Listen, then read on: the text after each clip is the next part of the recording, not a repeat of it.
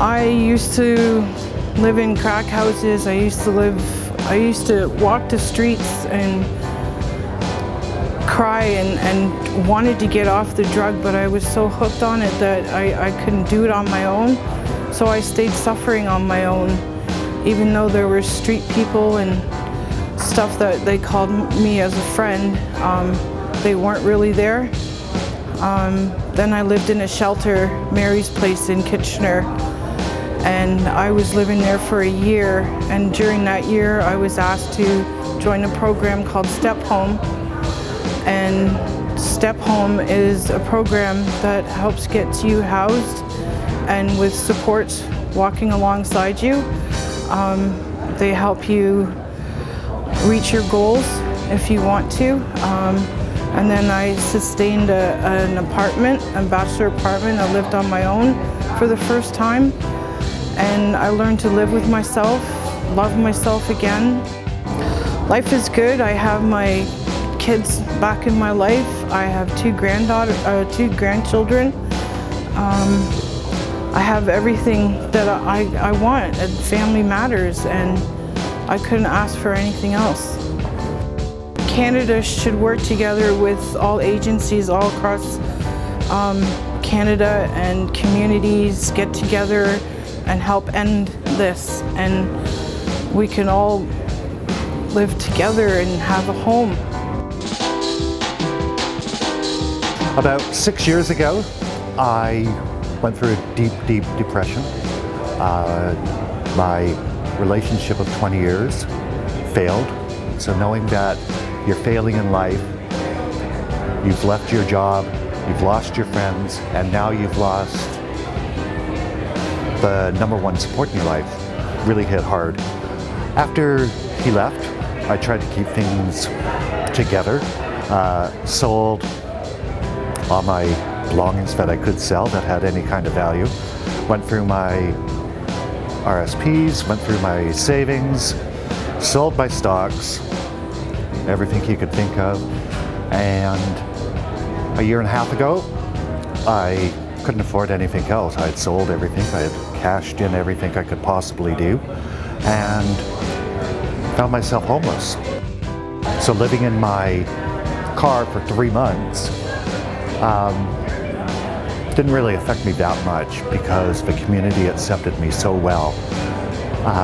But unfortunately, after 3 months, couldn't even afford the insurance on my car, so sold that, and finally reached out to my family and let them know how much life was hitting me. And spoke to my oldest sister truthfully, openly, didn't deal with the stigma anymore. I just thought, that's it. They have to know. This is why I've dropped out of life. And thankfully, my cousin was able to take me in. So for the past little year and a half, my cousin Alice and her husband Ted have been incredible. They offered me a roof over my head when I had absolutely nothing, no support, no one to turn to. So having someone there really helped pick myself up. But living with someone else, even family, has its issues.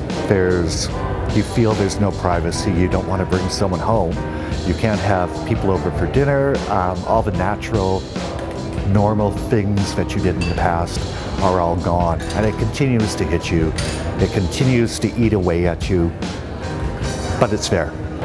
I believe ending homelessness in Canada can only be done by inviting first voice individuals to the table and treating them as equals.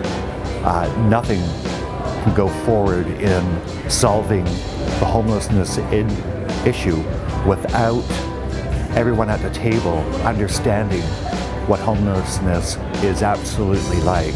You could read about homelessness, you could live a few hours on the street, you could do one of those 24-hour, homelessness study. Nothing prepares you for homelessness until you've done it. 2012, I found myself walking down the sidewalk. of Main Street in Hamilton with a backpack and a purse, my only belongings, and the midday sun beating down on me. And I'd run out of places to crash. I was officially homeless.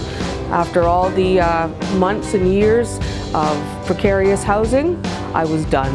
It's like having the rug pulled out from under your feet. There's the point where you're in midair, you're suspended, and you're waiting to crash. And when your last couch or your last bed or your last floor has been used up, you finally feel the crash. I was lucky enough that I didn't have to sleep rough. I had enough contacts, family, friends, etc. One bad relationship after another, really, that I didn't have to sleep rough, which means sleeping, out in the cold on a bench. But it also means I sold who I was, or I compromised my beliefs to find that warm, soft spot to land. I really don't recommend either one.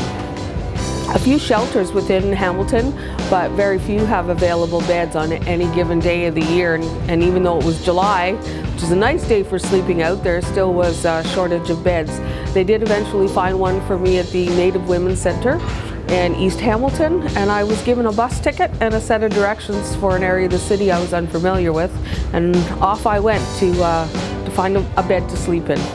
What I remember those first few days were just eating and sleeping and hygiene, taking your shower each day and knowing that you were safe.